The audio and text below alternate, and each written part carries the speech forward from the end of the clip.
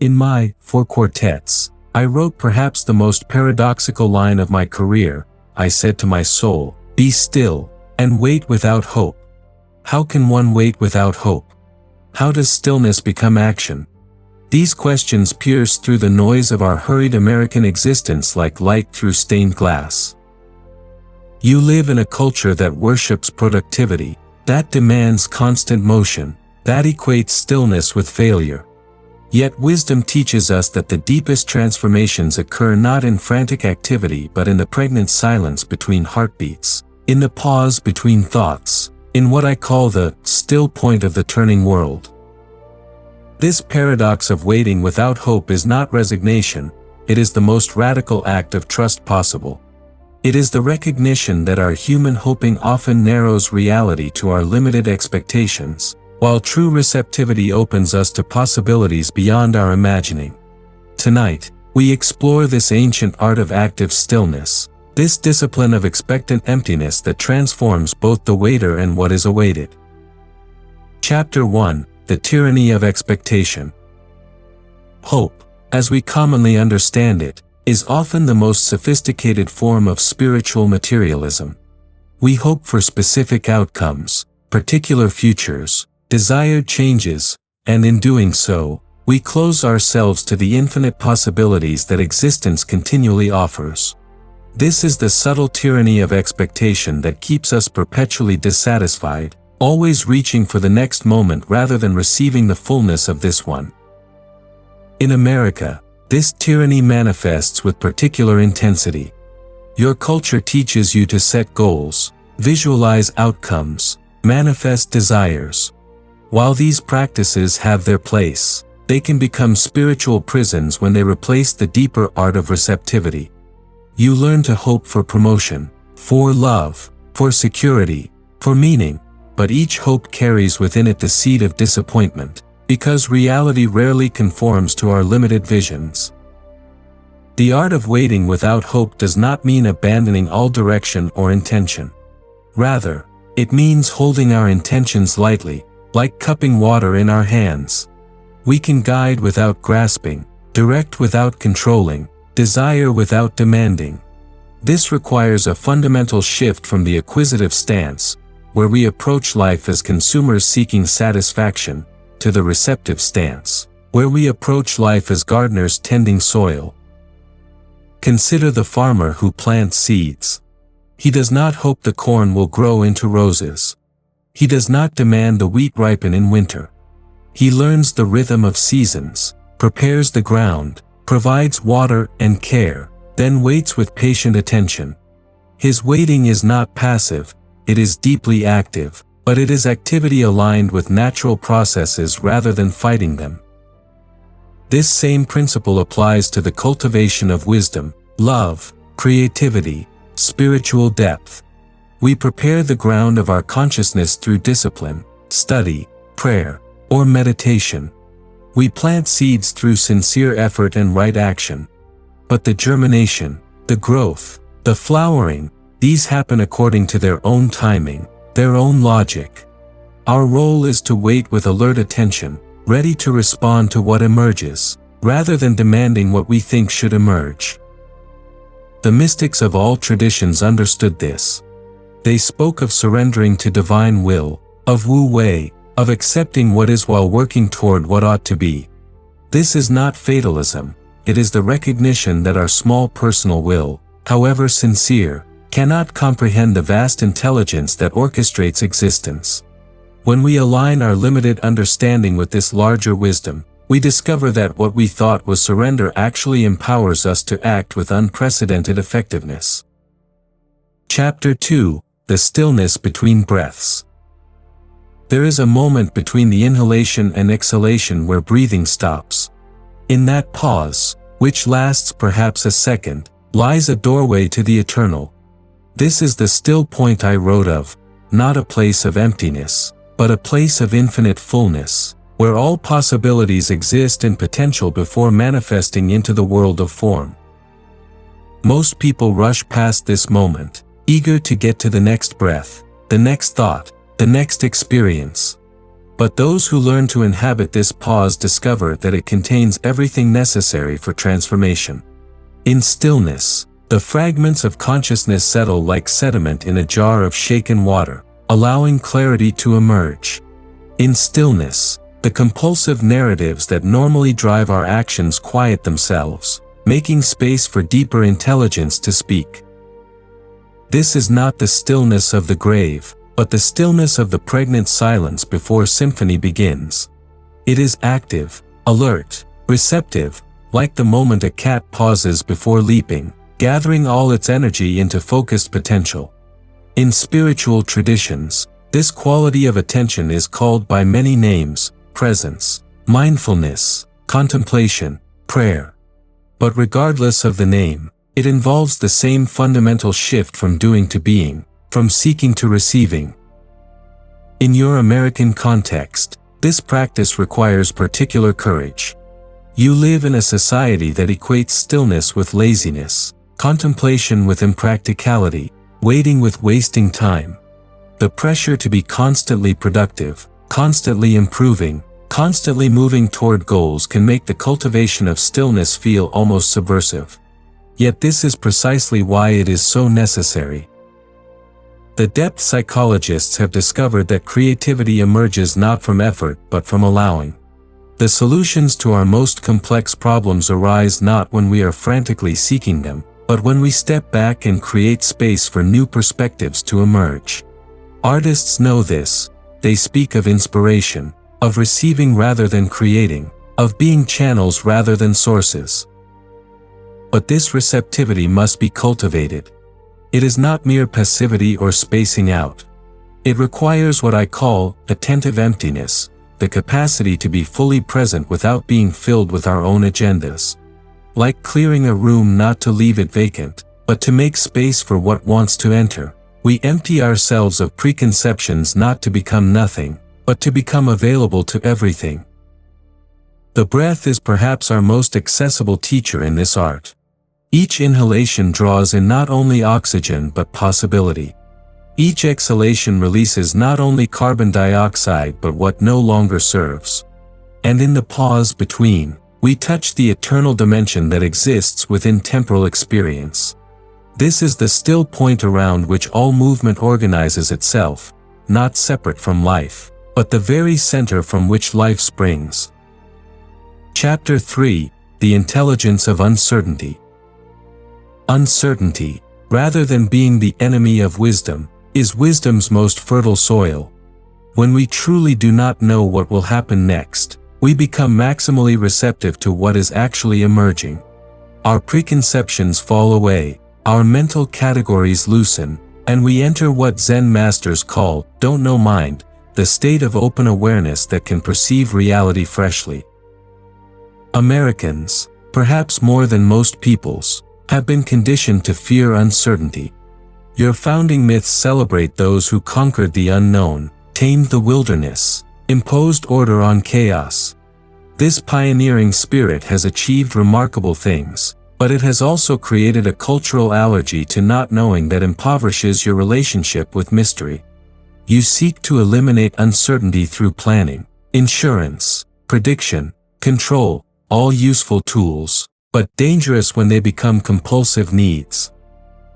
The art of waiting without hope requires befriending uncertainty as a creative force. Just as soil must be broken up for seeds to sprout, our fixed beliefs and expectations must be composted for new understanding to grow. This does not mean becoming wishy-washy or abandoning all convictions. Rather, it means holding our beliefs lightly enough that they can evolve when reality offers new information. Consider how scientific breakthroughs occur. They rarely happen when researchers know exactly what they are looking for. Instead, they emerge when careful observers notice something unexpected, something that does not fit existing categories.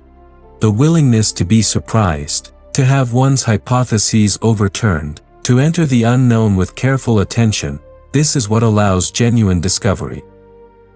The same principle operates in spiritual development. We begin with concepts and practices we have learned, But genuine awakening always involves moving beyond our spiritual assumptions into direct encounter with mystery. The mystics speak of the dark night of the soul, not as punishment, but as the necessary dissolution of partial understanding that makes space for more complete knowing. In relationships, too, uncertainty is essential for love to remain alive. When we think we know completely who our partner is, what they will say, how they will respond, the relationship becomes a closed system. But when we remain curious, when we allow others to surprise us, when we admit we do not fully understand those closest to us, relationships become ongoing adventures in discovery. This intelligence of uncertainty requires developing what I call negative capability, the ability to remain in uncertainty and doubt without irritably reaching after fact and reason. It means learning to be comfortable with questions that have no easy answers, with situations that resist simple interpretation, with experiences that challenge our categories. This is not anti-intellectual, it is a more sophisticated form of intelligence that recognizes the limits of rational analysis. The waiting without hope, then, becomes a practice of remaining available to the unknown, of staying open to possibilities beyond our current imagination. It is the recognition that our deepest transformations come not when we achieve what we thought we wanted, but when we discover what we never knew we needed. Chapter 4: Sacred Emptiness and Creative Potential. Emptiness, in the spiritual sense, is not vacancy but pregnant potential, like the hollow space inside a bowl that makes it useful, or the silence between notes that makes music possible. When we speak of waiting without hope, we are really speaking of cultivating this sacred emptiness, clearing away our assumptions, agendas, and expectations to make space for what wants to emerge. In your achievement-oriented culture, emptiness is often seen as failure. To have empty time is to be unproductive. To have an empty mind is to be vacant. To have empty hands is to be poor.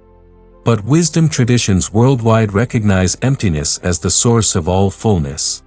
The Tao that can be spoken is not the true Tao, precisely because ultimate reality transcends the categories we use to grasp it. To encounter this reality, we must first become empty of our grasping. This emptiness is not a state we achieve once and maintain. It must be continually renewed, like cleaning a window so light can pass through clearly. Each day, each moment, we accumulate new preferences, judgments, plans, and expectations. These are not wrong, they are part of human functioning, but they can accumulate like dust on a mirror, obscuring our capacity for clear perception. The practice of emptying is thus a daily discipline. In meditation, we notice thoughts arising and let them pass, returning again and again to open awareness. In prayer, we set aside our petitions and requests to simply rest in the presence of the sacred. In creativity, we clear our minds of what we think we should create and listen for what wants to be expressed through us. This process requires great trust. To become empty feels vulnerable, even dangerous. What if nothing comes to fill the space? What if we discover there is nothing inside us worth expressing? What if our emptiness is just emptiness, not sacred potential? These fears are natural, but they arise from a fundamental misunderstanding about the nature of consciousness. Consciousness is not a container that can be empty or full. It is more like space itself, always present, always available, always capable of holding whatever appears within it. When we empty ourselves, we are not eliminating consciousness but removing the clutter that obscures its natural clarity and creativity. We are not becoming nothing, we are becoming available to everything. Artists understand this intuitively. Before painting, they face the blank canvas, not as limitation but as infinite possibility. Before writing, they confront the empty page, not as obstacle but as invitation. The emptiness is not something to be feared but something to be entered with reverence and attention. In spiritual development, this sacred emptiness becomes the womb of transformation. Our old understanding must die for new understanding to be born. Our limited identity must dissolve for our true nature to be revealed. This is why all genuine spiritual paths include some form of ego death, not because the ego is evil, but because our identification with it must be loosened for us to discover what lies beyond it. The waiting without hope, then, is a practice of continually returning to this sacred emptiness, this pregnant pause before creation, this fertile void from which all possibilities emerge. Chapter 5: The Rhythm of Seasons in the Soul. Just as the earth follows natural cycles of growth and rest, planting and harvest, the soul too has its seasons. To wait without hope means learning to recognize and honor these rhythms rather than forcing perpetual spring. In a culture obsessed with constant growth and progress, this seasonal wisdom offers profound medicine for our hurried spirits. Spring in the soul is the time of new beginnings, fresh insights, emerging possibilities. Energy flows outward, projects are born, relationships blossom. This is the season most Americans recognize and celebrate, the time of expansion, optimism, and visible progress. But spring cannot last forever, nor should it. Without the other seasons, spring becomes exhausting, unsustainable, ultimately barren. Summer represents the fullness of manifestation, when our projects ripen and our efforts bear fruit. This is the season of abundance, of celebration, of enjoying the harvest of earlier plantings. Yet even summer has its challenges, the risk of overextension, of taking abundance for granted, of forgetting that this too shall pass. Autumn brings the wisdom of letting go. Leaves fall, projects complete, relationships transform or end. In a culture that fears endings, autumn can feel like failure. But wisdom recognizes autumn as essential preparation for new growth. What we release with gratitude becomes compost for future creativity. What we cling to past its season becomes burden rather than blessing. Winter is perhaps the most misunderstood season in American spiritual life. The time of rest, reflection, apparent inactivity seems like wasted time to productivity-oriented minds. But winter is when seeds germinate in darkness, when underground growth happens, when the soil replenishes itself for next year's abundance. Without winter's rest, spring's growth becomes impossible. The art of waiting without hope involves learning to recognize which season we are in and responding appropriately. When we are in winter, we do not demand spring flowers. When we are in autumn, we do not cling to summer's abundance. When we are in spring, we do not expect summer's harvest. Each season has its gifts, its lessons, its proper activities. This requires developing what I call seasonal sensitivity, the ability to read the subtle signs that indicate which phase of development we are experiencing. Sometimes this sensing happens at the level of individual projects or relationships. Sometimes it involves our entire life situation. Sometimes it reflects larger cultural or spiritual movements that are beyond our personal control. The key is learning to cooperate with these natural rhythms rather than fighting them. When we are in a winter season, whether in creativity, relationships, or spiritual development, the appropriate response is not frantic activity but patient attention.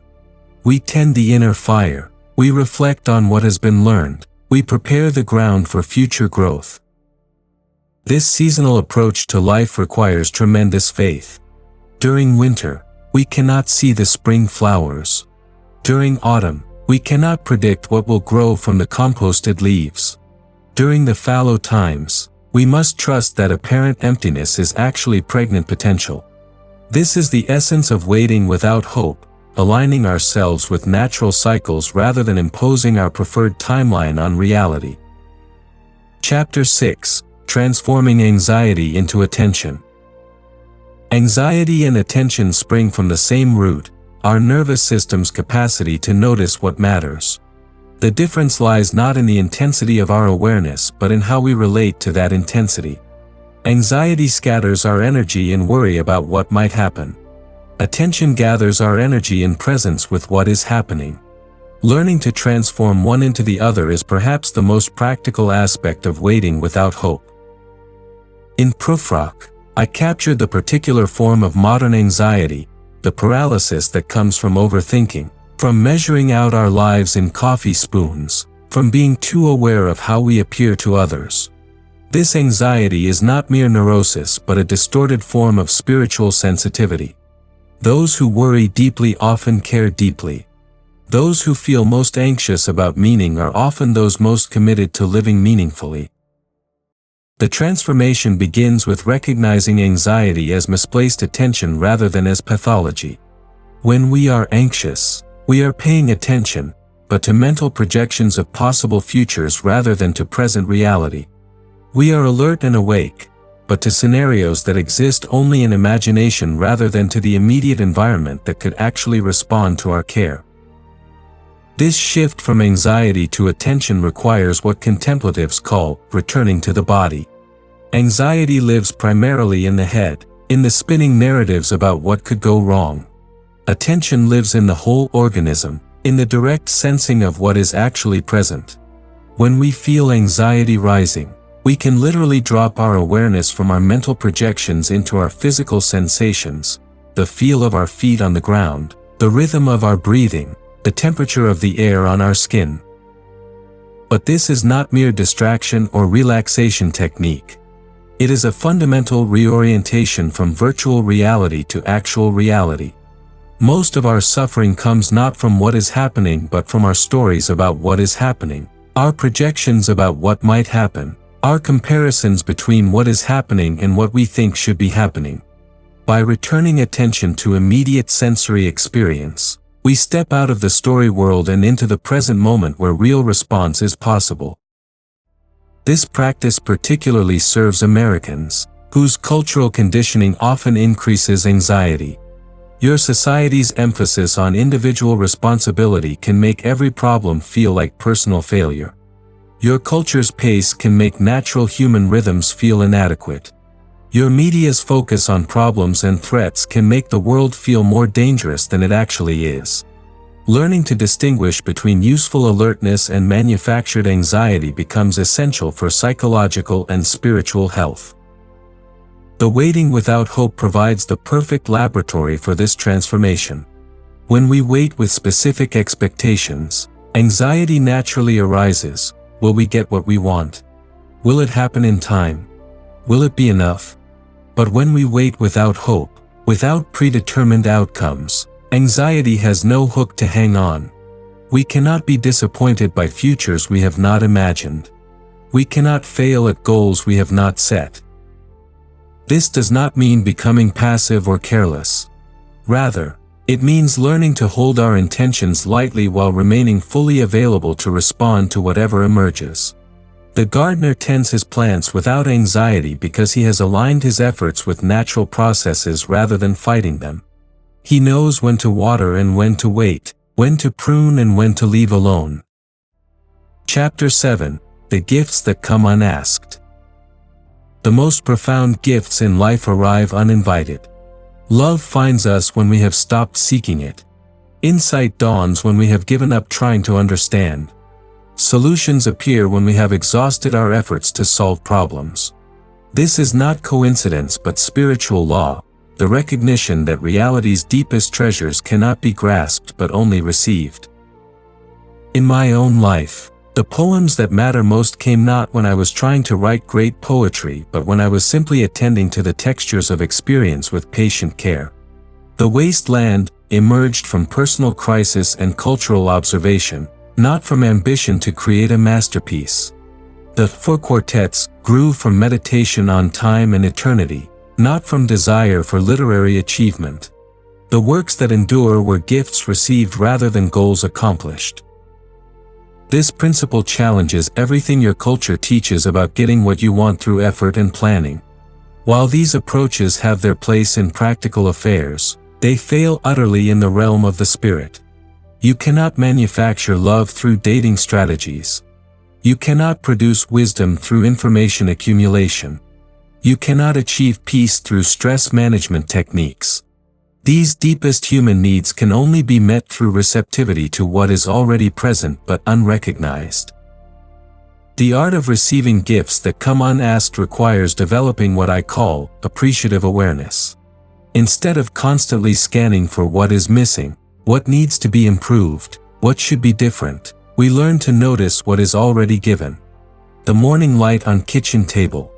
The unexpected kindness of strangers. The fact that consciousness exists at all rather than nothing. These gifts surround us constantly, but they remain invisible to minds focused on acquisition and achievement. This shift from grasping to receiving transforms not only what we notice but who we become. The person constantly seeking to get something lives in perpetual state of lack, always one purchase or accomplishment away from satisfaction. But the person learning to receive what is freely given discovers abundance that has been present all along. They realize that they are already swimming in the ocean they thought they needed to find. In American spiritual life, this wisdom particularly challenges the prosperity theology that promises divine rewards for proper faith or action. While intention and effort certainly matter, the deepest gifts come through grace rather than achievement. They arrive according to their own timing, their own logic, their own mysterious generosity. Our role is not to earn them but to become worthy of receiving them through developing the qualities that make reception possible: humility, attention, gratitude, trust. The practice of waiting without hope creates optimal conditions for these unasked gifts to arrive. When we are not demanding specific outcomes, we become available to outcomes we never imagined. When we are not insisting on our timeline, we can receive what arrives in perfect timing that our limited perspective could not have planned. When we are not grasping for particular forms of fulfillment, we can be filled by realities beyond our categories. This does not mean becoming passive or abandoning all intention. Rather, it means learning to hold our intentions like offerings rather than demands. We present our sincere desires to reality while remaining open to responses that transcend what we thought we wanted. We work with wholehearted commitment while holding outcomes lightly. We plant seeds with care while trusting the harvest to mysteries beyond our control. Conclusion. The art of waiting without hope is not technique but transformation, the gradual evolution from grasping to receiving, from demanding to dancing, from controlling to cooperating with the vast intelligence that orchestrates existence. It offers not escape from human life but deeper engagement with life's essential mystery. In your hurried American existence, this ancient wisdom provides revolutionary medicine. It invites you to discover that productivity and receptivity need not oppose each other, that efficiency and contemplation can enhance rather than contradict each other, that achievement and surrender represent not opposite choices but complementary movements in the spiral of authentic development. The still point of the turning world is not elsewhere but here, not then but now, not in some special state but in this ordinary moment when we stop running toward the future and rest in what is eternally present. Here, in the pause between heartbeats, in the silence between thoughts, in the space between hope and fulfillment, we discover what we were seeking was seeking us. Begin now. Breathe deeply and wait in the pause. Let this moment teach you the art of active stillness, of expectant emptiness, of attention without agenda. The wisdom you seek is not distant but intimate, not complex but simple, not earned but given to those who learn to receive what has always been freely offered to open hands and quiet hearts.